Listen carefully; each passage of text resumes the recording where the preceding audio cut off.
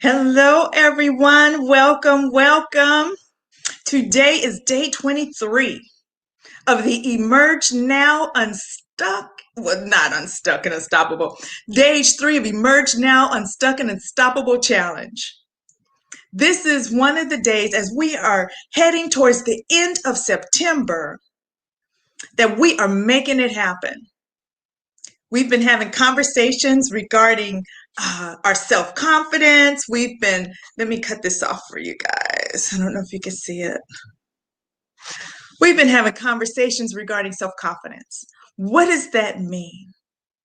Are you self confident? How do you just set the intention in a place to where you have and you display the confidence necessary to achieve your dreams and your goals?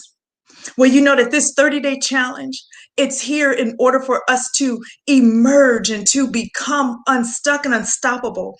It's here that where we are going to eradicate self-sabotaging beliefs, where we release our untapped potential, and where we experience greater self-confidence necessary to achieve our goals and our plans. Now, what I want you guys to do is just to make sure that you have your journals.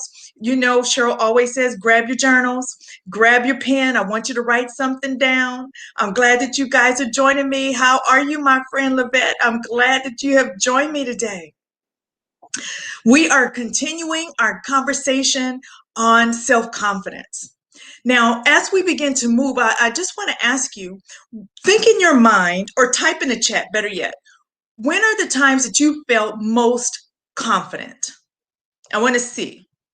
When have you felt most confident? You see, because what I believe is that confidence is not necessarily an emotion, but confidence is a state of being. It's a feeling. It's an after effect of an emotion that we exhibit or that we feel. How many of you guys agree with me on that? Type in the chat. If you have a different opinion, type that in the chat as well. I want to know what you're thinking. So when we think about confidence as an emotion, confidence is an attitude and it's a behavior that we can choose to exhibit in any moment. It is, again, it's an attitude and it is a behavior. What do you say? When life is good, that's when you feel confident. Absolutely. But then let's go a little bit further. Because what I want to share with you today, as we're landing this plane at the end of 30 days, is the fact that you can establish yourself, or you can make yourself have the intention to feel confident even when you don't feel confident. What do I mean by that? What I mean is, say, for example, you've had a job interview, or it's time for you to speak. You're a guest speaker somewhere. You're getting ready to present your great idea to board members. Before it's time, you're sitting in the waiting room and you're like, oh my, in your mind, that chatter is going, oh my goodness, can I handle this? Am I ready? But I tell you, when they call your name, what do? You don't walk in there with knees shaking and going like this. You walk in there, what's that?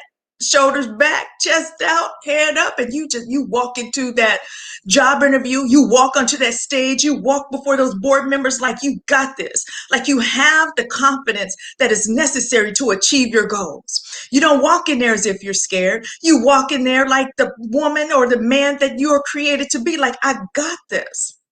So see, the confidence that you feel is based upon a behavior and an attitude that you were able to center yourself on.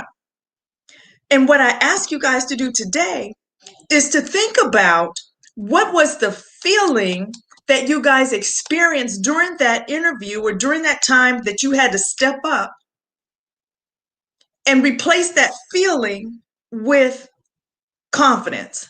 So as opposed to saying I felt confident, I felt reassured, I felt self-assured, I felt, that whatever that was, like that yes that was in your spirit, that is the feeling and the emotion that we need to be able to bring ourselves to center ourselves to at every moment. And we know that we can do it because we've done it before. All of us have done it. Hey, welcome to the conversation, Nakpabio. We are here talking about how are we going to move forward? How do you move when you're feeling happy? How do you move when you feel excited? What is it that you feel? See, when you went into that job interview or you stepped on that stage, I felt excited. I felt comfortable. I felt like a yes in my spirit. That's what we're going to bring, and we want to center ourselves with that. So today I have three things that's going to allow us to experience a place of greater self-confidence. Because for me, when we feel confident, when we're able to center ourselves to that place where we are confident, where we're sure, like we have that yes, then that's when we become unstuck. See, we're stuck in our emotions and the feelings and the conversations that we have in our head before we stand, before we rise. Because those of you who are on this challenge, you know how to stand, you know how to rise, you know how to walk, you know how to have vision in the future. So, see, that's what we are going to replicate, so to speak. But when you do these three factors that I'm going to share with you, it's going to allow you to experience greater self-confidence or to even center yourself so you can have a confidence, you can have a state of feeling that emotion to where you can walk confidently, you can act confidently, you can behave confidently in the times that's necessary. So today I'm going to give you three things that would allow you to show up more confidently every day. The first thing that I would share, if you want to become unstuck and unstoppable, if you want to go ahead and walk in a sense of confidence every day, every part of your life, every day, then what you need to do is I start off with my morning affirmations. I carve out time for myself. So what you need to do, carve out time for yourself. Some begin with meditation, some begin with prayer. I begin with prayer and meditation and affirmations, and I begin to speak to myself. I begin to share and set my intention for the day. I began to write it down. So I'm confidently moving forward in the goals and the plans that I've already set for my life. When I begin to say my affirmations, when I begin to pray, when I begin to just sit and be quiet in that moment that I carve out for myself, I begin to think. I begin to plan. I begin to say, yes, this is what my day is going to look like. And it just seems to center me just a little bit more. The other thing that we want to do when we talk about the affirmations and just centering ourselves, I believe a part of number one is when we begin to share our love or our feelings with other people. What we need to do is we need to make sure that we are telling them, hey, I love you this morning. Good morning. You look so great. I'm so happy that you're here. See, for me, sometimes it's text. I will text people, hey, how you doing today? I was just thinking about you. I just want to say I love you. Just want to say you are loved and appreciated. Hey, I was just praying for you today. Hey, I just wanted to say, you know what, that color that you had on the other day, I was just thinking about it, that it really looks good on you. See, when we begin to give it out, then that same energy that we're giving out, we're going to get back. And when we get it back and we're creating our space, right? Because we are not the one, we are the thermometer, not the thermostat. Let me make sure I said that right. So I made sure I put it on there. We as leaders are the thermostat, excuse me, and not the thermometer. Because the thermostat is the one on the wall. It sets the intention. It is what it is. And then we don't allow the issues of life to move us back and forth based upon the temperature, who comes in our life, who comes out of our life. Hey, I'm glad you joined us, Danny. So with that, when we are moving in and about, it's the reciprocation. See, when we give out, when we set our intention, when we center ourselves on what is positive, on where we want to go, it allows us to be focused. It allows us to move. And you know what it does? It combats jealousy. It combats envy. You know, all those things that try and come up in our mind when we look at other people who are doing things that we wish that we should do, or we think that we're supposed to be doing at a certain stage. It combats that self-talk that when we think we shoulda, coulda, woulda. But when you begin to say and acknowledge people and push them up, they're like, yes, they will do the same for you. Right? And then it's that energy. The second thing that we need to do is that we need to make sure that we do one act of self-care every day. Every day. Monette, I see that you just joined us. Welcome. Tell me, Lavette and Danny and Octavio, name three things in the chat that you guys do in order to self-care. What does that look like to you? Name three things, type it in the chat, that is self-care to you. You see, because what, in order to walk in a level of self-confidence, and in order to feel centered in the inside, so we need to take care of ourselves. Now, what self-confident, what that self-care looks like to you is different for everybody.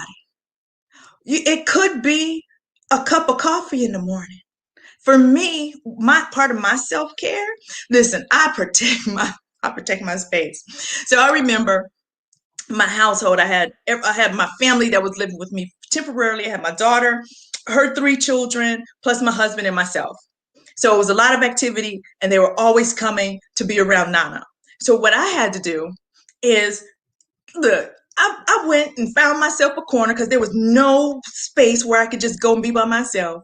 But I designated a corner that was for me. I designated a time, got into agreement with my family.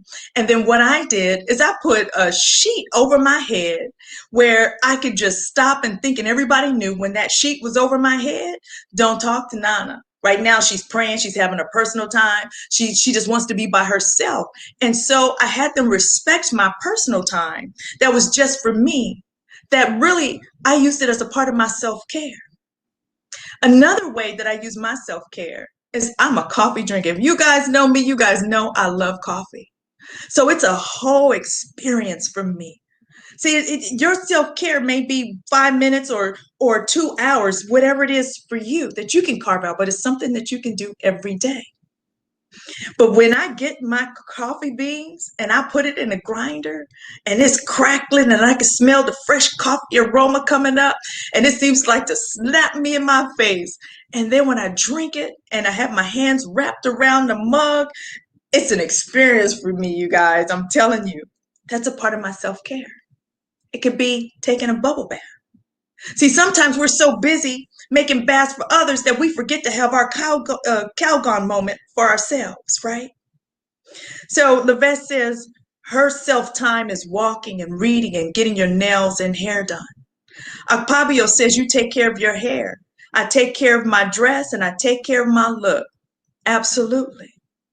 So with those three things that you guys have shared, and thank you so much for sharing and staying engaged and writing it down, what can you do out of those things? You might be able to do it all, but at least find one thing that you can do every day in order to self-care. See, because you're the one who's responsible for your joy. I don't say happiness because happiness is temporary. It can leave. But when you have your joy, that's something that you have that's centered inside of you, that's with you at all times, with the no matter what. No matter what it looks like outside, no matter what's going on in your family, no matter what, you are centered in knowing who you are. You're walking with the peace that's inside of you. So you do what self-care is for you. So walking is one. You know you can do that every day. With your hair, you know you can do that every day. You know that the way you put your clothes on, because that actually leads into my third point that Akpabio stated right there. And Lavette actually mentioned it too. See, we have to, in order to put ourselves in a certain state of mind, in order to be able to walk and exhibit the confidence, the behavior, the attitude of confidence, then it's how we present ourselves. You know, there's a quote by Les Brown says, it's better to be ready for an opportunity and not have one than have an opportunity arise and not be ready. So because of this whole situation that's going on with this pandemic, and many of us are working from the house, sometimes we don't get dressed. Sometimes we don't comb our hair.